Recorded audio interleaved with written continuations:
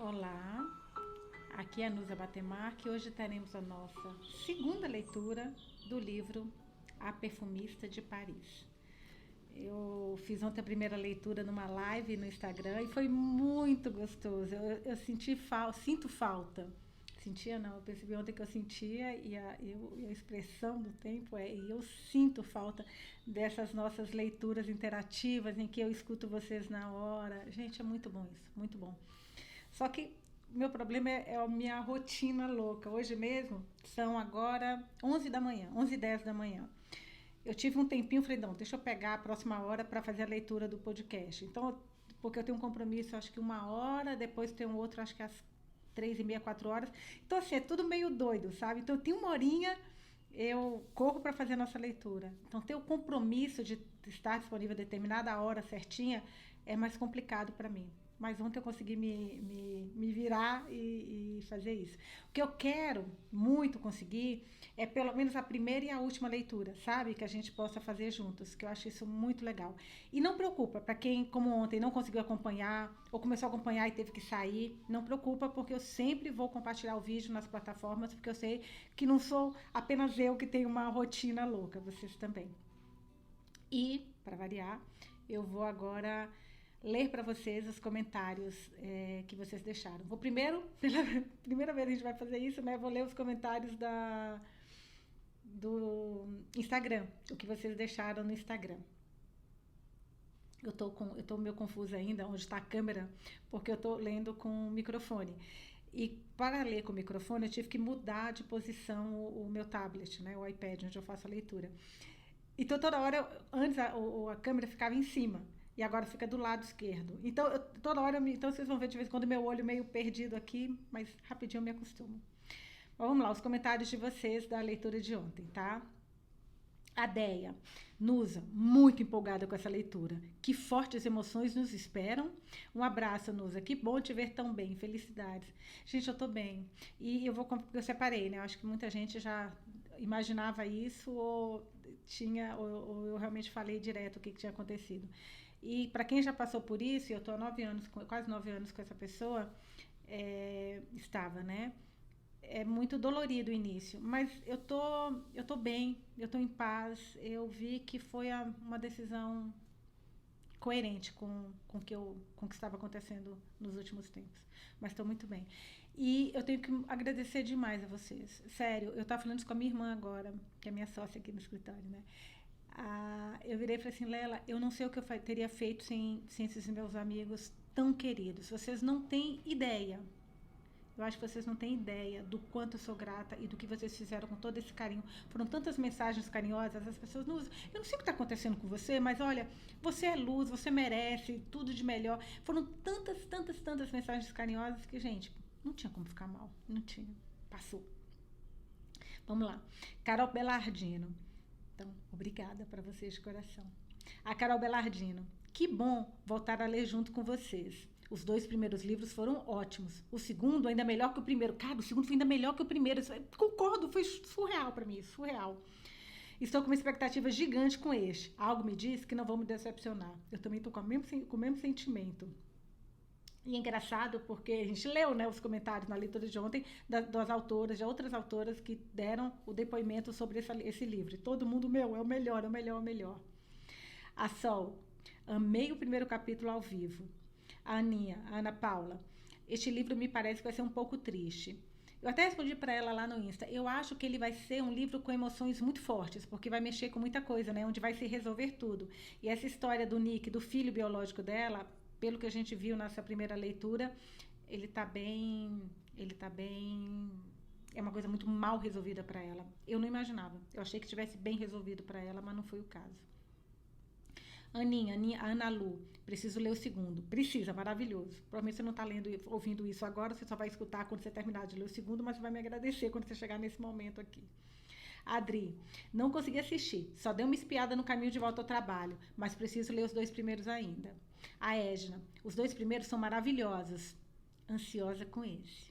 A Maristela, este livro promete. E como é bom ler com você. Você dá alegria pra gente, te adoro. Muito fofinha, muito fofa. Seus comentários de vocês juro, me aquece o coração. É muito lindo. Agora eu vou ver no só um pouquinho no podcast, os comentários que vocês deixaram. Só um pouquinho.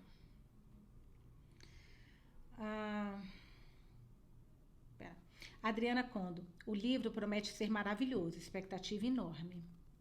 A Grazi, eu não consegui acompanhar a live, mas já aconselhei vocês. Estava com saudade desses personagens. Esse livro promete. Eu também, estava com muitas saudades. Isso porque o Malik nem apareceu ainda, hein?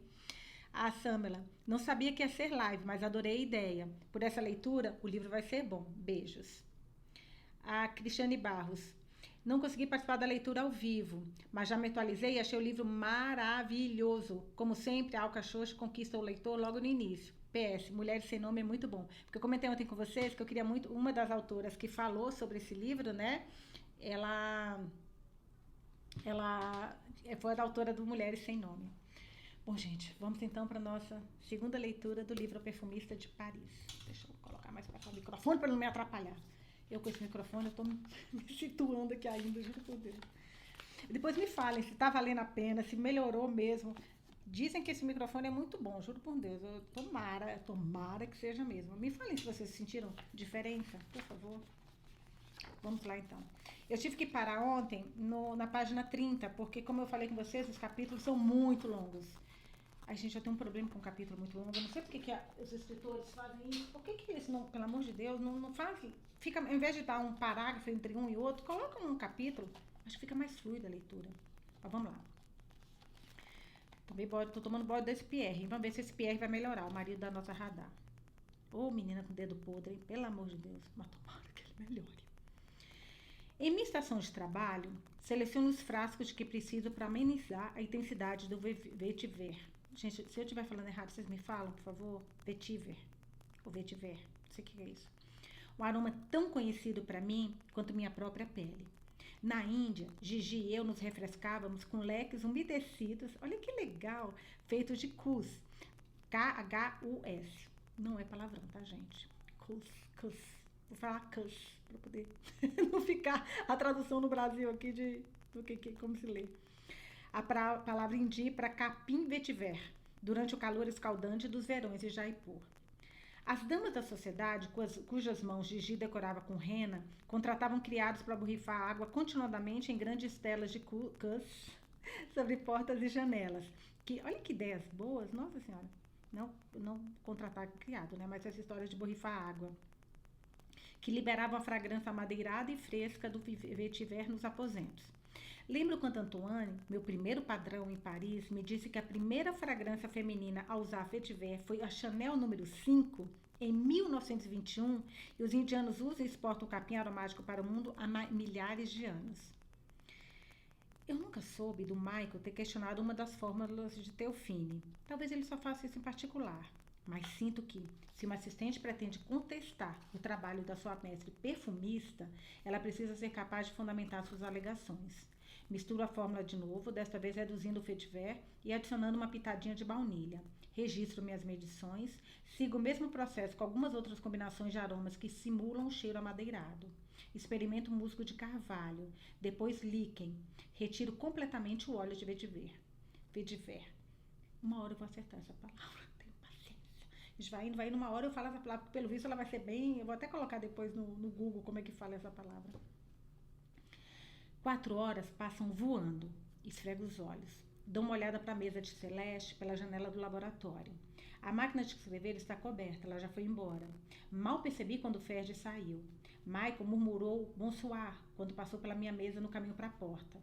Aqui estou eu, a única mãe no grupo, ainda trabalhando, negligenciando minhas filhas e meu marido. Uma pontada de culpa, a mulher nunca pode trabalhar. Por que a mulher não pode trabalhar igual ao homem, né? Como o marido falou, você só brinca com aromas. Eu construo prédios. Arrogante. Negligência, a gente parece que não pode nunca trabalhar o tanto que a gente quer, porque a culpa, né? Mas a mulher tem tanto direito quanto o homem de fazer isso, sinceramente. Eu fico horrorizada com esses questionamentos que a gente tem, né? Negligenciando minhas filhas e meu marido. Uma pontada de culpa sobe pela minha espinha. Você obrigou Pierre a lidar com Chanty. Mas nesse instante, outra voz, de onde ela vem, reverbera pelo meu cérebro. Pierre nunca teve que sair do trabalho para pegar as meninas. Sou sempre eu. Será que ele não poderia fazer isso às vezes? Adorei essa voz. Lakshmi me disse que quando ela e Jay discutem por causa de tarefas domésticas, o provérbio que os orienta é: se ambos somos rainhas, quem vai pendurar a roupa? Caraca. Adorei. Vou marcar essa frase. Se ambas somos rainhas, quem vai rependurar a roupa? Eu sorrio, respiro fundo, sinto-me um pouco mais calma. Vou agradecer a Pierre quando chegar em casa. Tenho certeza que vai ficar tudo bem. Yves Dubois, o fundador de House of Yves, aparece de repente na porta do laboratório. Ele é um homem atraente, de 60 e poucos anos e cabelos grisalhos. Acho que ele prefere usar ternos de 3 peças para poder deixar a corrente do relógio vitoriano balançando no bolso do colete. Em deferência ao estilo da época atual, no entanto, ele usa o cabelo comprido até a altura do colarinho. Imagino que isso o deixe mais encorrant. Ouvi outros funcionários especularem se ele teria alguma coisa com Delphine. Eles se dão muito bem, almoçam juntos com frequência, mas nunca vimos nenhuma evidência disso. Quanto a mim, duvido até mesmo que ele saiba meu nome. Mal falei 5 palavras com ele em todos esses anos em que estou aqui. Ele geralmente conversa apenas com seus 3 mestres perfumistas. Ferdinand está por aqui? Ele pergunta. Ele já foi embora. Ele digere essa informação com algumas piscadas. Depois, confere o relógio do pulso. Achei que fôssemos nos encontrar para jantar hoje. Ele ficaria parado por mais um momento. Helene vai ficar chateada. Eu sei que esse é o nome da esposa dele. O próprio Yves parece bem desapontado. Alors, bonsoir. Ele tamborila os nossos dedos na moldura da porta e desaparece. Ferdi deve ter se esquecido de jantar com os tios. Não é surpresa. Ferdi tem uma agenda social movimentada. Lembro da vez que ele prometeu levar todos nós para comemorar o aniversário de Celeste. Em vez disso, foi se encontrar com seu novo amigo, Christophe. Celeste ficou tão arrasada, e com razão, né, gente, que Michael e eu levamos ao seu bistrô favorito. Não sei se Ferdi pediu desculpas a Celeste. Ele nunca disse nada a respeito. Assim que Yves vai embora, eu volto ao trabalho. Mas as preocupações com minha filha mais velha agora inundam meus pensamentos. Shanti foi um bebê difícil. E ficou mais difícil ainda quando o nascimento de Asha, poucos anos depois, desviou minha atenção dela. Pierre tentava compensar levando Shanti a passeios especiais enquanto eu cuidava do bebê Asha. Mas Shanti queria o meu tempo mais do que o dele. Será que eu ignorei minha filha mais velha em favor da sua irmã menor e mais fácil de lidar? Dizem que uma consciência culpada é um inimigo ativo. A batalha está sempre acesa dentro de mim. Como eu era na idade de Shanti? Eu me lembro de me irritar com os insultos das mulheres da aldeia quando passava por elas no caminho para o poço dos agricultores. Eu não tinha autorização para usar o poço da aldeia e nem para conversar com ninguém de lá, exceto o velho Munshi, ele próprio um pária, com sua perna coxa. Foi mesmo por minha culpa que meu pai, antes um professor brilhante, começou a beber? Ou que minha mãe ficou cega? Caraca, imagina levar essa culpa, gente, a vida inteira. Ou que a minha irmã mais velha fugiu do casamento? Uma menininha pode causar toda essa calamidade? Tadinha, caraca, meu. Claro que não. Mas nós moramos em Paris, não em uma aldeia indiana. E Pierre e eu somos pais dedicados. Shanti não tem motivo algum para agir assim. O telefone toca na mesa de Pierre, de Celeste, eu me pergunto se é Pierre. Ele adivinhou que eu estava pensando nele? Saio do laboratório e atendo. Trabalhando até tarde de novo? É Matilde, a minha amiga mais antiga, com quem dividi um apartamento por 4 anos, um quarto por 4 anos na Auckland House School, em Shimla. O cigarro deixou sua voz mais grossa ao longo dos anos, dando-lhe um jeito rouco e lânguido.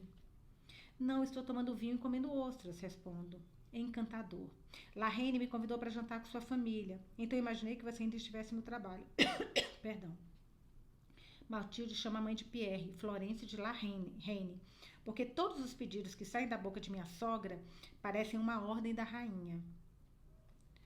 Por que será que ele é mimado, né?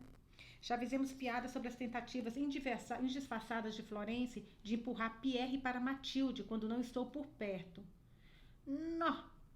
Não, sogrinha, legal. Eu não me surpreenderia se ela sugerisse que Pierre tivesse um caso com a minha melhor amiga, Matilde.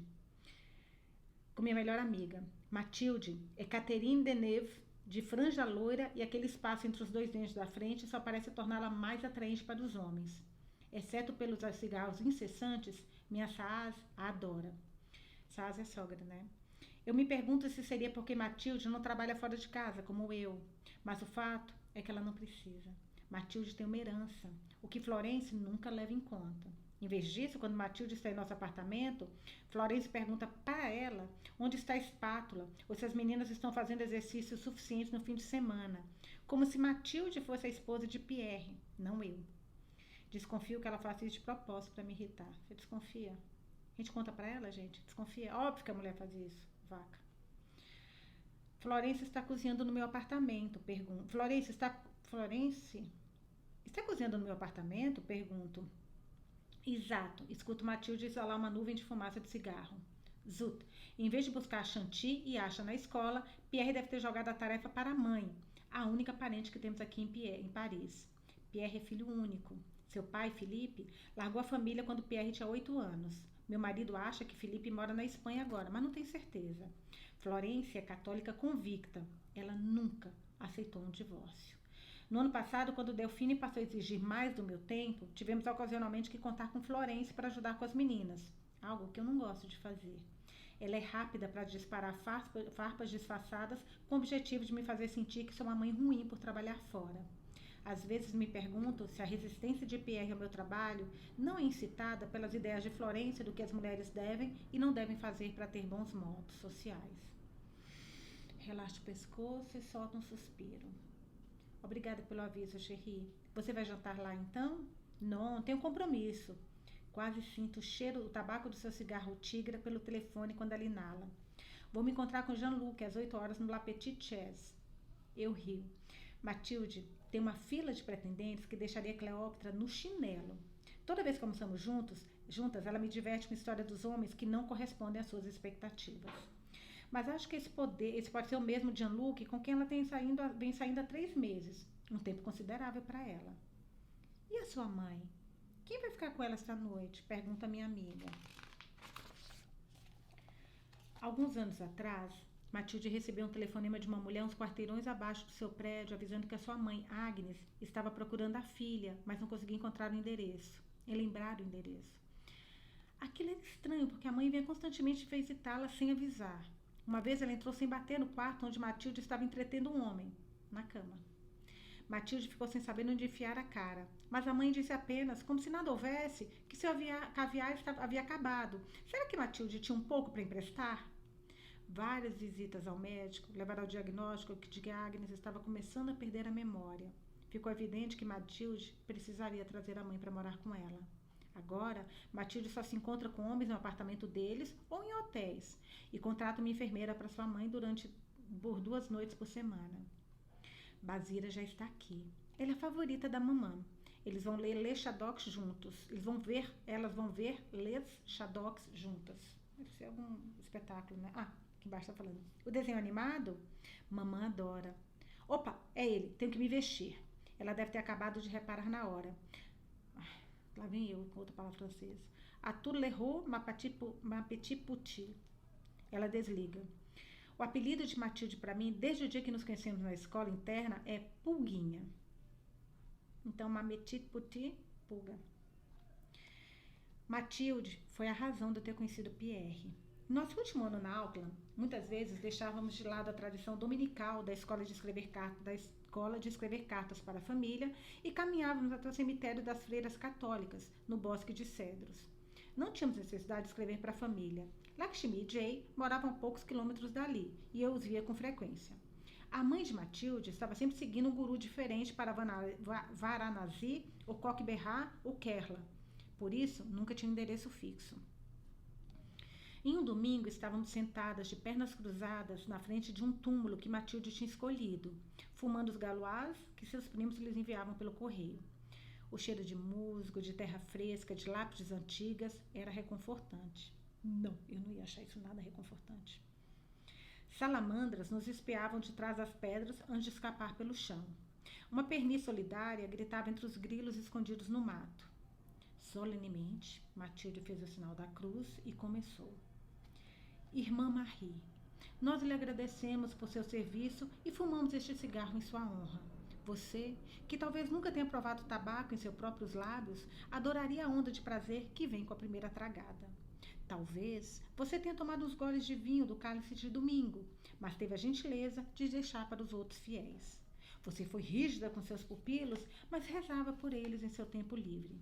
Não que você tivesse muito, com toda a atividade de polir os candelabros, prostrar-se diante de Jesus e comer pão seco, em silêncio com as outras freiras. Assim, ainda assim, nós duas a saudamos e saudamos a sua vida. Amém. Ela queria que eu dissesse também alguma coisa, mas eu não acreditava em falar com os mortos, então disse apenas Jai Hind, vida longa para a Índia. Um som abafado fez com que nos virássemos. Um rapaz de 20 e poucos anos estava tentando conter o riso, uma das mãos pressionadas no peito. Quando ele nos viu olhando, fez o sinal da cruz, um católico. Désolé, disse ele. Era parente de vocês? Matilde revirou os olhos. Ele se aproximou. Posso compartilhar um dos seus sagrados gaulés? Gostaria de prestar o meu respeito à irmã Marie também. Isso nos fez rir. Ele nos disse que seu nome era Pierre Fontaine e que estava trabalhando no projeto de Le Corbusier para a cidade de Chandigarh. Eu vou engasgar assim, gente. É muita palavra difícil aqui. Vocês tenham paciência comigo aqui, porque o negócio tá fácil, não. Umas palavrinhas que só por Deus. Para a cidade de Chandigarh, a 3 horas de trem ali. Gostava de ir para Shimla no final de semana e de vez em quando para escapar do calor e dos ventos fora da cidade ideal do primeiro-ministro Nehru. Tanto Pierre como Mathilde eram de Paris. Eles começaram a conversar em francês. Eu estava acostumada com a atenção que o cabelo loiro da minha amiga, os lábios pintados de rosa claro e o rímel preto, a sua ídola, Sophia Loren, sempre chamavam. Mas a certa altura, Pierre sorriu para mim e disse: seus olhos são incríveis, tão lindos. Meus olhos, verde-azulados, eram uma fonte de curiosidade para muitos. Um dos meus pais era britânico, eu era anglo-indiana. Quase 12 anos haviam se passado desde a independência da Índia e eu não queria ser associada a britânicos ou anglo-indianos. Enrubesci e desviei o olhar. Mas seus profundos olhos cor de âmbar, os lábios da mesma cor que a pele rosada, o jeito como seu cabelo castanho claro caía para um lado da testa larga, isso estava fixado em meu cérebro como se eu tivesse acabado de tirar uma fotografia dele. No dia seguinte, ele telefonou para a escola e pediu para falar comigo. Não com Matilde, mas comigo. Eu me apaixonei. Agora, bocejo e olho para o relógio da parede acima da mesa de Michael. É quase hora do jantar. Finalmente estou pronta para apresentar meus resultados ao Delphine. Preferiria esperar até amanhã, dar tempo para as fragrâncias amadurecerem, mas não tenho esse luxo. Tiro a correntinha do bolso e inalo profundamente do frasco de vinho. Calma, de novo, não sei o que tem nesse frasco, mas juro por Deus que eu pagaria uma fortuna por isso. Gente, se você cheira o trem, você fica bem? O que tem aí? Eles devem falar e a gente vai fazer. Vamos ver se vai dar certo. Calma de novo, junto a fitas olfativas de minhas várias experiências em uma bandeja de inox. Rotulei cada amostra com os ingredientes em meu próprio sistema de codificação. Saio do laboratório e vou para a sala de Delphine, no fim do corredor. Bato na porta. Entreis? O escritório dela é um estudo de modernismo da década de 60. As paredes são revestidas de nogueira do chão ao teto. Só me arrumar aqui, gente, peraí. Ela está sentada em uma cadeira Eames de bases giratórias de alumínio atrás de uma elegante mesa de nogueira que parece flutuar sobre o chão. As pernas são quase invisíveis. Em seu lado da mesa há gavetas longas que abrem com toque de dedo, deixando o centro e suas belas pernas exposto. O tampo da mesa é de mármore de Carrara branco. Junto à parede atrás há uma estante de livros Charlotte-Perriand, em tons amarelo, tijolo e bege. À esquerda da sala fica o antigo órgão de perfumes, que ela ganhou do seu mentor e usa ainda hoje. Na parede em frente, uma pintura abstrata em azul, mostarda e preto, que ela uma vez me contou que era um Joan Miró. Não há outros quadros ou fotografias na sala. O tapete industrial é amarelo vivo. Eu chutaria que Delphine tem 60 e poucos anos. Ela é a única mulher maître perfumista que já conheci. E é provavelmente por isso que os assistentes do laboratório e as secretárias na House of Evans dizem seu nome com reverência.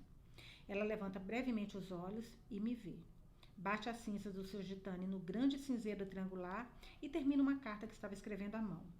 Quando acaba, ela se recosta na cadeira e faz um sinal para eu me aproximar. Como de hábito, O cinzeiro está cheio de fios. Nos anos 70 era muito, não tinha essa coisa politicamente incorreta hoje de quem fuma, né? Tadinha da minha irmã, ela fuma pra caramba, é que no nosso escritório não pode fumar, ela tem que descer. Hoje em dia está cada vez mais apertando o cerco para quem fuma. Mas na década, nos anos 70, era bem normal. Como de hábito, o cinzeiro está cheio de filtros de cigarro com marcas de batom e a sala envolta em uma névoa de fumaça. Quando clientes vêm visitar, eles são conduzidos a uma sala separada, pintada de branco, com uma mesa de conferências Saarinen, com tampo de quartzo, cadeiras tulipas brancas e um tapete branco. Nenhum sinal de fumaça de cigarro em lugar algum. No começo, o hábito de Delfine de fumar um cigarro atrás do outro tinha me chocado. Isso não alteraria o seu olfato? Perguntei a Antoine. Ele me disse que mestres perfumistas, nariz, imagino, né? Não só tinham um talento inato, como também haviam memorizado milhares de aromas que o jeito que o músico memoriza notas, acordes e melodias. É algo que exercitam constantemente. Antoine disse que Delfine era a Lenez mais extraordinária que ele conhecia, apesar do seu vício em cigarros. Coloco minha bandeja na mesa de Delfine, mas continuo de pé com as mãos apertadas. Não faça isso, ela diz calmamente. Eu me movo para pegar a bandeja de volta. Deixa a bandeja, não aperte as mãos. Fica parecendo que você tem algo a esconder ou que vai começar a rezar. Ela dá um longo trago em seu cigarro, apertando os olhos com uma fumaça. Largo a bandeja outra vez. O canto da sua boca se ergue um pequeno sorriso. Você vai ficar de pé em cima ou vai se sentar? Eu me sento apressada em uma das cadeiras de couro acolchoado na frente da mesa. Assim está melhor. Ela baixa o cigarro no cinzeiro outra vez. Agora, me conte o que está errado com a minha fórmula. Caraca! Agora me conte o que está errado com a minha fórmula. Minha boca se abre, a minha também. Ela soube. Será que eu tinha sido tão óbvia na reunião anterior? Ela acena para minha bandeja, me incentivando a continuar. Engulo em seco. Alô. Eu misturei a fórmula 6 vezes. Em todas as vezes, o vetiver dominava toda a mistura. Pigarreio. Talvez eu tenha entendido mal o briefing, mas... Ela me assusta, rolando de repente a cadeira para frente até sua barriga ficar pressionada contra a mesa e aponta o cigarro para mim. Nunca, jamais se desculpe. Diga o que você acha. Delfine, eu tô adorando você, Delfine. Adorando você. Nunca, jamais se desculpe. Diga o que você acha. Sinto as faces queimando. Minhas axilas estão úmidas. D'acordo. O briefing pede um aroma que seja leve como o ar, mas a fórmula é muito densa. Eu termino rápido essa última frase antes de perder a coragem. Meu coração já batendo como se eu tivesse acabado de correr 1 quilômetro a toda velocidade. Tenho certeza de que eles vão pedir para refazermos. Por que você acha que isso está acontecendo? O óleo de vetiver, ele está desequilibrando a fórmula. Ela apaga o cigarro, soltando a fumaça pela boca. Décadas como uma fumante inveterada fizeram uma centena de linhas finas se projetarem das laterais dos seus lábios. Ok. Agora respire e me mostre o que você fez. Uma vez mais, eu me surpreendo por ela saber que eu apresentaria alternativas. Descrevo o processo que segui, explicando os ingredientes que troquei e ofereço a ela as tiras olfativas. Delfine se demora em cada combinação, balançando as tiras de papel na frente do nariz. Ela franze a testa, depois repete o processo. Põe os cotovelos sobre a mesa e apoia o queixo elegante nas mãos unidas. Suas narinas se movem conforme passam pelas 10 novas ofertas que criei. Deixa isso comigo. Eu vou para a porta, mas dou uma olhada para ela antes de fechar. Ela está acendendo outros de Tânia. São quase 9 horas, quando saio pelas escadas do metrô e me dirijo ao nosso apartamento a 2 quarteirões de distância. Quero ver minhas filhas antes que elas durmam, dar um beijo de boa noite em suas faces macias, passar os dedos no cabelo delas, mas o medo que sinto de confrontar Pierre por ter deixado para ele a tarefa de lidar com Chanty é como um peso em meu peito. Também está nos anos 70, né? Naquela época também tinha uma certa... não submissão, mas ainda tinha essa coisa da mulher, do homem ser mais... ter que trabalhar, a mulher ficava em casa, não era tão moderno como hoje em dia. E se hoje em dia tem tanto problema, imagina os anos 70, né, gente? Mas vamos lá para a leitura. Eu adorava voltar para casa e para Pierre. Nos primeiros anos do nosso casamento, antes de eu engravidar de Chanty e quando eu tinha começado a trabalhar no Antoine's, mal podia esperar para abraçá-lo quando ele chegava em casa e sentir seu cheiro peculiar, tão exótico para mim. Uma combinação de tabaco gaulus, limão ácido, alecrim fresco e uma nota de vetiver. Ele usava Eau Sauvage da Dior, mas eu não conhecia as fragrâncias na época. Nossas roupas caíam pelo chão antes de chegarmos ao sofá ou à cama. Às vezes adormecíamos depois do sexo e acordávamos horas depois, famintos pelo jantar. Quando foi que tudo isso mudou? Moramos no coração de Paris, em Saint-Germain-des-Prés, o sexto arrondissement, em um apartamento que Pierre herdou da sua avó rica. Herdamos inclusive sua mobília Le Corbusier, toda em aço tubular e couro preto. Estamos a 3 quarteirões do Café des Flores, onde escritores como Jean-Paul Sartre e Simone de Beauvoir, que eu tinha lido na Auckland, lembra como ela adorava ler? Escreveram suas obras seminais, e onde poetas e escritores ainda se misturam com os parisienses chiques e famosos para um café. A grande Pierre muitas vezes participava das conversas e comprava drinks para pessoas criativas e famintas que frequentavam o café. A porta do nosso prédio, projetada por Haussmann, fica aberta até às 10 da noite. Aceno para a zeladora, Giane, que mora no térreo, logo à esquerda da entrada. Quando ela não está varrendo a entrada ou os degraus, fica sempre de olho em estranhos da janela do seu apartamento. Meus passos ecoam pela escadaria de pedra antiquada, enquanto eu subo para o 3º andar. Como na Índia, o primeiro andar na França é o nível acima do térreo. Em cada andar, ao passar por outro apartamento, pego fragmentos de conversas abafadas dos planchers, o cheiro de cebolas assadas que vem da cozinha de Madame Renaud, uma melodia solitária ao piano do apartamento diretamente abaixo do nosso. Georges é melancólico por natureza. A chave da minha porta da frente faz um clique distintivo e satisfatório. No hall, o piso quente de madeira de lei range sobre meus pés. Reconheço os cheiros de alho, peixe e manteiga, Gauloise e o perfume de Florence. Miss Dior, uma mistura floral que ela vem usando, ao que parece, a vida inteira. Sua bolsa e lenço Dior estão sobre o console estreito. Fecho os olhos. Tudo que eu quero fazer é abraçar minhas filhas, tomar um banho e dormir. Mas jantar e la reine me esperam. Que é a rainha, né? Que é a sogra. Eu me demoro, pendurando o casaco e tirando os sapatos. Ainda insisto no costume indiano de deixá-los no hall antes de entrar em casa, uma prática que Florence considera incivilizada. Coloco-os ao lado do par de sapatos vermelhos de Chanty, que Florence insistiu em comprar para ela em seu novo aniversário na Pomme d'Api, a mais recente boutique de sapatos infantis no mercado. Como cantar em Jaipur, Florence tem dinheiro para gastar com crianças. Nick estava melhor com cantar, porque ela e Manu tinham os recursos para criá-lo. Isso significa que eu poderia perder minhas filhas para Florence, como perdi Nick para cantar? Nossa, que medo, imagina o trauma que vem com isso. Fecho os olhos e me apoio na parede. A tontura passa rápido.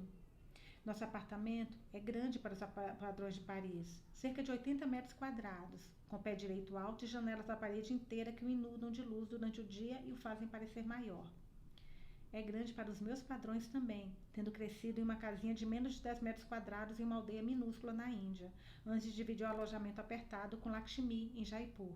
E, por fim, compartilhar um quarto estreito com Matilde na Auckland House School, em Shimla. Às vezes, eu me maravilho ao pensar como minha vida é diferente hoje. Em Achar, eu dormia no chão de terra dura em vez de um colchão de penas. Tinha que tirar água de um poço e esquentá-la sobre um fogareiro de barro. Aqui, vira uma torneira de água quente aparece como por magia. Depois de 13 anos, eu me acostumei a esses confortos cotidianos. Minha sogra vem da cozinha, um avental amarrado na cintura e um prato vazio na mão, os saltos batendo no piso de madeira. Os cantos da sua boca, pintados de batom, estão voltados para baixo. Florence tem as sobrancelhas perpetualmente levantadas, do jeito como as que Delphine ficam quando ela está insatisfeita. Sorrisos são raros em Florence. Já sei que ela se irritou por eu não ter gritado bonsoir quando entrei no apartamento. Ela está esfregando o prato vigorosamente com um pano de prato, luvas de borracha amarelas, preservando suas unhas pintadas. Pierre me pediu para pegar Chanty na escola. Tive que cancelar minha reunião na BioArts. Florence está em vários conselhos de administração, entre eles o da famosa Escola de Artes, a École de Beaux-Arts. Books Art. Dei bacalhau salteado e uma salada para as meninas. Eu escuto que ela deixa subtendido. Crianças francesas precisam de comida melhor do que você costuma lhes dar, Radar. Florence não gosta de comida indiana. Ela acha que os temperos prejudicam o sistema digestivo delicado das suas netas. Engulo minha irritação com a reprimenda implícita. Gente, tadinha dessa mulher. Meu Deus, eu tô com dó dela, juro por Deus. Deixe que eu termino. Não agradeço a ela por ter vindo. Adorei isso, adorei. Muito bem, mandou bem. A mão de Florence para de se mover sobre o prato. Suas narinas se alargam. Elas têm as narinas mais impressionantes que eu já vi. Ela aperta os lábios como se estivesse querendo falar mais, mas dá meia volta abruptamente e desaparece na cozinha. Eu a escuto bater o prato na pia e tirar as luvas. Ela está desamarrando o avental nas costas quando retorna. Coloco o avental amarfanhado em minhas mãos, percebo que não me movi do hall e dou um passo para o lado quando ela pega sua bolsa na mesinha lateral. Ela não beija minhas faces como faz com Pierre. Antes de sair a fechar a porta, ela diz: se quiser que eu encontre uma babá, é só me dizer. Não, merci. Matilde me diz que conhece uma pessoa. Eu minto. Se eu deixar para Florence, a babá será uma matrona francesa que se apossará das minhas filhas e da minha casa. Em meus momentos de desespero, quase tenho vontade de implorar para Florence fazer isso, mas o bom senso geralmente prevalece quando percebo como minha sogra poderia me afastar completamente de Pierre e das minhas crianças e das meninas. A meia taça de vinho branco de Pierre está sobre a mesa de jantar. Kind of Blue, de Miles Davis, um dos discos favoritos dele, toca docemente na vitrola. Isso me faz lembrar que Pierre vai levar todas nós, incluindo Florence, ao Festival d'Automne daqui a algumas semanas, para que também possamos apreciar os grandes nomes do jazz. A porta do quarto das meninas está parcialmente aberta, formando um tênue triângulo de luz no chão. Ouço a voz de Pierre, grave e relaxante. Eu me encosto na parede à direita da porta e escuto seu murmúrio ritmado contando a história. O barco tem as velas muito brancas. É um dia tão bonito e o ar tem um cheiro tão fresco, tão limpo. O vento é calmo e move o barco lentamente, suavemente pela água. Você é o barco. Você está deslizando pelas águas tranquilas. Doucement, doucement. Você está flutuando pela água, deixando o vento te mover, primeiro para um lado, depois para o outro. Você está relaxada, muito relaxada. E silêncio. Shanti deve ter adormecido. Desde que era bebê, Shanti tinha crises de birra que poderiam durar horas, chorando e gritando, o rosto vermelho e molhado, socando todas as cegas com seus punhos pequeninos. Estendia os braços para mim, mas depois me empurrava quando eu chegava perto. Ela ficava esgotada, precisando de uma soneca, mas recusava qualquer tentativa minha de confortá-la. Eu tentava afastar o pensamento da mente, mas ele voltava sempre. Puta que merda, gente. Será que Shanti era meu castigo por ter abandonado o bebê Nick? Eita, culpa das mães, minha Nossa Senhora. Uma tarde, eu estava tão exausta e desesperada por uma solução para os gritos de Shanti que telefonei para Didi, em Shimla, sem me importar com o preço da ligação internacional. Ela me contou que costumava me acalmar para dormir com a cantiga de niná que nosso pai sempre cantava para nós. Rondo Rani Burri Sayani, Petit Tunda Tunda Pani, Laquim Curti Raimanami. Pequena sarrainha, se acha tão grande, só bebe água fria, fria, mas faz tantas travessuras. Então eu tentei. Na primeira vez que a cantei para Shanti durante um dos seus acessos, ela se irritou comigo. Aí eu me lembrei que Lakshmi recomendava banhos com água salgada para suas damas como uma maneira de libertar ansiedades e toxinas. Preparei um banho com água morna, água salgada. Tem muito isso na Bahia. Só tomar uma água, só um pouquinho. Gente, olha meu. Coisa mais linda que eu ganhei. Eu lembro que na Bahia a gente costuma tomar banho de sal grosso, né? Não sei se eu acho que aqui em São Paulo também o pessoal costuma fazer. Muito bom, gente. Se você estiver nervoso, pega uma água quente, coloca um pouquinho de sal grosso. Eu costumo fazer assim, tá? Coloco para ferver, para derreter, para negociar a água, o sal grosso. Aí depois eu jogo daqui para baixo, do pescoço para baixo. Tem que ser sempre pescoço para baixo, do pescoço para baixo. E o que acontece com o sal grosso? Ele tira tudo que você tá de energia pesada, mal olhado, todas essas coisas. E aí depois que você faz isso, sabe aquele perfume antiguíssimo chamado Seiva de Alfazema? Que eu adoro esse cheiro, meu cheiro de infância pra mim. Você joga, se quiser pode jogar umas gotinhas na água, mas eu jogo direto em mim. Eu pego e jogo aqui assim, aqui, sempre debaixo do pescoço, sempre do pescoço pra baixo. Porque o sal grosso tira e E a seiva de alfazema, ela te acalma. É muito bom. Deixa eu tomar uma água, peraí. Prontinho, desculpa. É muito bom. Voltando para a leitura. Preparei um banho com água morna e sal enquanto Chanty berrava e entrei nele junto com ela. Isso a surpreendeu. Ela parou de gritar e franziu a testa como se perguntando o que estava acontecendo. Fixei meus olhos nela enquanto cantava a cantiga de ninar. Tentei alcançar aquela parte bem no fundo dela que era eu. A eu difícil que havia respondido ao canto de Didi, ao canto do meu pai antes dela. Chanty observou meu rosto atentamente. Ela ficou me olhando por tanto tempo que comecei a acrescentar partes novas à letra da música, inventando conforme cantava. 10 minutos depois, as pálpebras dela começaram a baixar. Eu a tirei do banho, enrolei em um rachai e me sentei com ela na cadeira de balanço até ela dormir. Isso funcionou por 2 anos, até a Asha nascer. Chanty não se acalmava mais, com a cantiga de ninar ou com banhos de água com sal. Foi quando Pierre lhe pediu para imaginar. Não, eu acho que eu não vou conseguir acabar hoje ainda esse capítulo. Gente, que capítulo longo. Caraca, que... Oh. Meu Deus do céu. Jesus. Nossa Senhora. Vamos lá. Foi quando Pierre lhe pediu para imaginar que ela era um barco à vela, ou um balão de ar quente ou um passarinho, para que ela estivesse no controle de como se movia pelo ambiente. Deu certo. Gradualmente, ela adormecia. Eu tive receio de que essas sessões pudessem deixar minha filha mais nova acordada, mas Asha sucumbia a seus sonhos depois de apenas alguns minutos ouvindo Pierre. Pierre tem uma voz bonita e melodiosa. Ele sempre lia Notre Dame de Paris para mim na cama no começo do nosso relacionamento. Uma escolha peculiar, mas teve um papel importante no nosso namoro. Nosso primeiro encontro tinha sido uma caminhada pelo Rich, em Chinla. Ele parou para admirar a arquitetura gótica da Christchurch e elogiar os arcos em ogiva, os vitrais desenhados pelo pai de Rudyard Kipling, as abóbadas de nervuras. Mas não é nem de perto tão grandiosa quanto a Catedral de Notre Dame em Paris. Você já viu? Que aliás pegou fogo, né? Acho que foi de Notre Dame que pegou fogo. Quando ele se virou para mim, percebi que estava olhando fixamente para ele, mas em seu lugar estava vendo Ravi, exaltando as virtudes da grande arquitetura, quando eu tinha 13 anos e Ravi 17. Sem pensar onde estávamos, ou se alguém estava nos olhando, demonstrações públicas de afeto podiam ser comuns na França, mas não eram vistas com bons olhos na Índia. Eu me ergui na ponta dos pés e beijei Pierre. Eu estava beijando Pierre ou as lembranças de Ravi? Sem se afastar, Pierre roçou os lábios no meus enquanto dizia: Notre Dame deve ter deixado uma impressão bem forte em você. Eu estava ofegante. Nós lemos O Corcunda de Notre Dame, de Victor Hugo, a versão em inglês, nas aulas de literatura. Depois vimos o filme americano, de 1939. Quando terminou, eu não conseguia parar de chorar. Eu tinha me apaixonado pelo Quasimodo.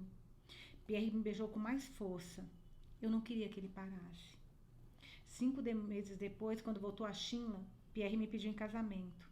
Em vez de um anel de noivado, que lindo. Esse homem foi em algum momento esse homem foi um homem romântico, gente. O que aconteceu com ele no meio do caminho, pelo amor de Deus? Em vez de um anel de noivado, ele me presenteou com uma edição antiga do romance de Victor Hugo. Só vi que rapidinho que estava falando, estava acabando a bateria. Vamos dar para ouvir, não? Deixa eu ver se dá para ler pelo menos mais um pouquinho. Não, porque não tem nenhum parágrafo por agora e já estamos a 45. Então, gente, olha, por hoje eu vou fazer só essa leitura, mas amanhã eu volto para continuar, porque aqui é o parágrafo. Nossa, esse capítulo é gigante, né? Quero saber o que vocês acharam desse capítulo, desse episódio. Eu confesso que eu tô um pouco irritada com o Pierre, assim, um pouquinho, tô achando ele meio, sei lá. A gente também tem que acompanhar. Eu aprendi com vocês a não confiar na minha primeira impressão, né? Vamos continuar a leitura para ver o que aconteceu. Pelo visto, ele era um cara romântico, mas casou e ela começou a trabalhar. E tiveram as filhas, né? E ela continuou trabalhando e alguns homens talvez tenham mais dificuldade em aceitar isso. Eu adorei esse episódio. Confesso que eu tô cada vez mais, assim, dentro da história. A Radar, engraçado. Algumas das amigas falaram, Nusa, no terceiro vamos conhecer um pouquinho mais a Radar. Conhecendo a Radar um pouquinho mais, eu tô gostando bastante dela, assim. Engraçado o que ela passou. E eu tinha me esquecido. Engraçado, quando você toma meio bode da pessoa, como eu tomei dela no livro 1 e no livro 2, até pelo modo como ela tratava Lakshmi, eu, eu me esqueci até do que ela passou quando ela era criança e da luta que ela fez para conhecer a Lakshmi. Eu tinha me esquecido disso. E essa perda do Nick para ela doeu, né? Mais do que eu tinha imaginado. Não sei vocês, mas eu não tinha imaginado que tinha sido dessa forma. E parece que tudo dela gira em torno disso. Essa culpa que ela carrega e que ainda mais com uma filha que é tão parecida com ela quando ela foi para Lakshmi, né? Que é normal também a criança sentir esse ciúmes de uma irmã mais velha. Mas eu tô adorando, gente. Tô adorando. Adorei eu achei que a Delfine, quando a gente foi ler ali dos personagens, falei, caraca, será que essa Delfine é meio chata? Cara, eu tô gostando da Delfine, gostei do jeito que ela aceita. Tipo assim, tá ok, o que, que tem de errado na minha? Me fala, eu vou ver. Gostei da atitude dela, bastante. E quero saber o que vocês acharam. Conta pra mim. Beijos e até amanhã.